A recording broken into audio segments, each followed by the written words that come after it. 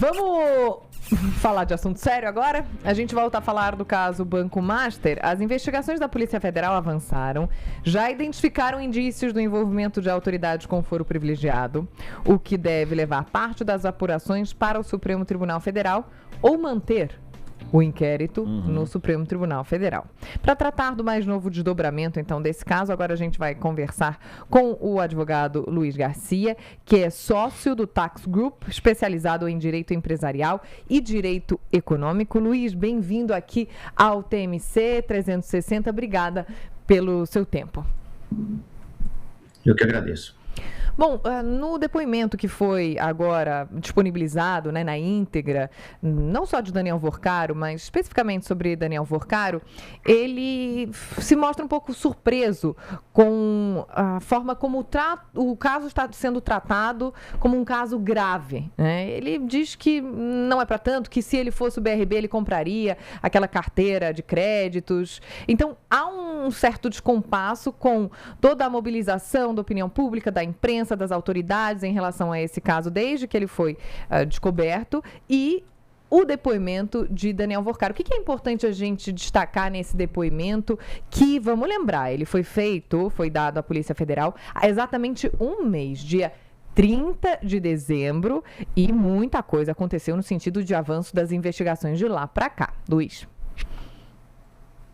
Eu acho que o caso é grave, sim. Eu acho que toda vez que você tem qualquer dúvida sobre as questões de governança e compliance do sistema financeiro, e quando você remonta para fraudes que ultrapassam bilhões de reais, o próprio fundo garantidor de crédito teve que cobrir mais de 40 bilhões de reais, você não tem como dizer que não se trata de um caso grave, porque o sistema financeiro tem como um de seus principais pilares a segurança.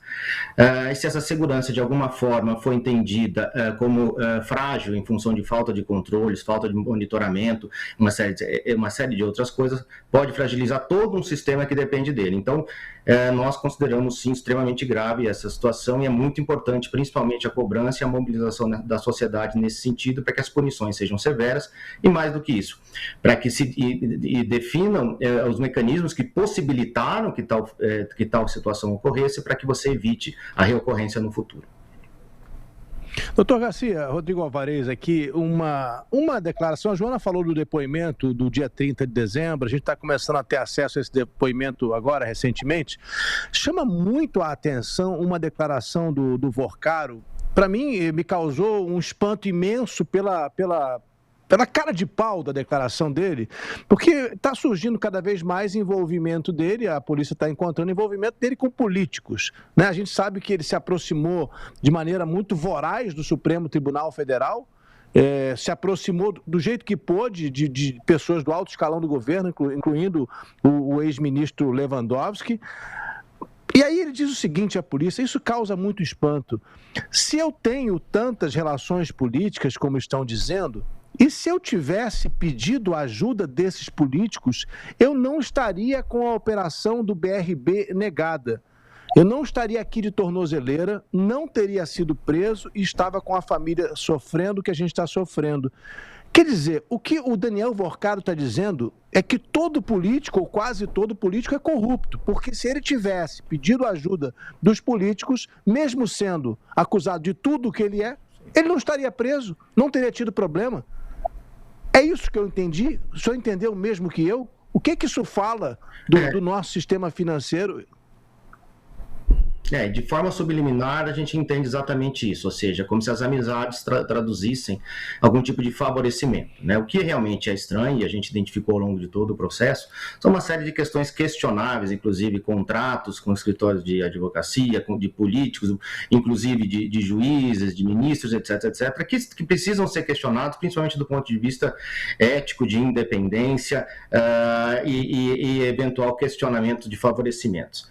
O que realmente impossibilitou também, na nossa opinião, que esse caso não ficasse impune, inclusive a própria liquidação do banco mostra isso, é a própria independência do Banco Central. Ou seja, enquanto a gente puder ter a preservação disso, isso é fundamental no sistema financeiro como o nosso, nós vamos ter, mesmo com eventuais pressões, o que pode ter acontecido nesse caso, um posicionamento mais técnico, mais sério, para que se evite aquilo que a gente chama de risco sistêmico, ou seja, a contaminação por parte de todo o sistema financeiro, sistema bancário, etc., de situações como essa. Mas é realmente uma afirmação bastante desconfortável e que, por um outro lado, fortalece a importância de uma governança muito elevada em termos de dependência do Banco Central, órgãos de fiscalização e também do setor privado, né? A gente viu essa semana, por exemplo, a divulgação que algumas das Big Four, inclusive, deram ok às demonstrações financeiras de alguns do próprio Master e algumas outras entidades financeiras envolvidas, ou seja, há a necessidade de haver uma subida de barra para que tudo realmente passe a impressão, principalmente para o investidor, não só o grande investidor, mas o investidor médio também, de que o risco de se investir no Brasil não pode ser contaminado pela falta de confiança e falta de controles. Doutor Garcia, desculpa insistir, só para ficar claro aqui. Na sua percepção, de fato, no sistema financeiro brasileiro, no mundo das finanças do Brasil, bancos, corretoras, as relações com políticos são garantidoras de imunidade e de benefícios? Essa é a sua percepção também? Até um certo ponto, a gente pode considerar, principalmente nos casos em que se demora demais para se tomar uma decisão, eu acho que esse caso do Banco Master é emblemático, já havia uma série de indícios já há muito tempo de que ele não se sustentava, pode acontecer sim.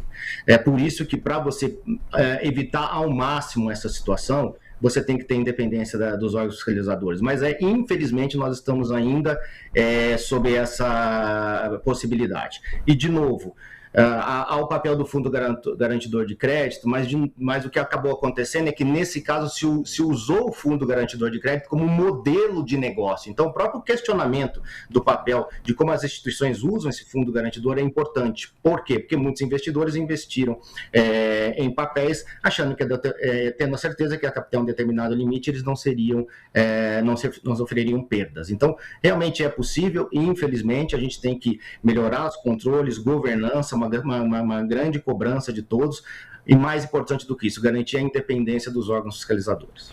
Doutor Luiz Garcia, que é o Felipe Bueno, muito bom dia. Eu vou fazer uma ponte com uma notícia que acaba de chegar aqui e uma ponte com a pergunta que o Alvarez fez, né? A agência de notícias Reuters está confirmando que Kevin Warsh foi confirmado como presidente do Federal Reserve, né? O Banco Central americano, equivalente ao nosso Banco Central. Era um nome cotado já. Ele tem histórico na política republicana, é um funcionário de carreira, né? Agora, a minha pergunta é a seguinte, isso que o senhor está colocando como essa possibilidade de vínculo com o poder político, o poder econômico e o poder político, tem igual em algum outro país, né? A situação dos Estados Unidos recente, na qual Donald Trump bombardeia o Federal Reserve, né? Força, né, no mínimo, a insatisfação de parte da população contra Jerome Powell. Isso existe de alguma forma, tem precedente em alguma forma na história do mundo econômico e político? Uma vez que você tem definições políticas para cargos como esse, você não pode simplesmente isolar a questão fora da política, né? O que você precisa fazer, e isso, o exemplo dos Estados Unidos foi muito bem dado, é ter garantias técnicas e institucionais que, uma vez, e até obrigações e responsabilizações desses cargos, que, uma vez estabelecidos, você tem a capacidade de fiscalização, de acompanhamento e de punição. Nós não conseguimos, em quase nenhum lugar do mundo, abstrair a questão política, porque, obviamente, você, uma vez colocado num cargo como esse, você vai ter pressões, principalmente de quem te colocou lá, né? Maquiavel já dizia que os seus grandes problemas não são os seus inimigos, e são seus amigos que colocaram você lá. Então, não tem como você abstrair isso. Agora, se você não tiver independência, questões técnicas, fiscalização, órgãos extremamente técnicos que fazem esse suporte, maior vai ser essa pressão e esse resultado da questão política. Segunda vez que nós citamos Maquiavel hoje aqui na nossa programação. No espaço de 1 hora. Leia Maquiavel, nosso querido ouvinte, porque O Príncipe e outros textos também, comentários sobre as décadas de Tito Livio, entre outras coisas. Doutor Luiz Garcia, muito obrigado pelas palavras aqui à TMC. Até uma próxima oportunidade. Ótimo fim de semana para o senhor.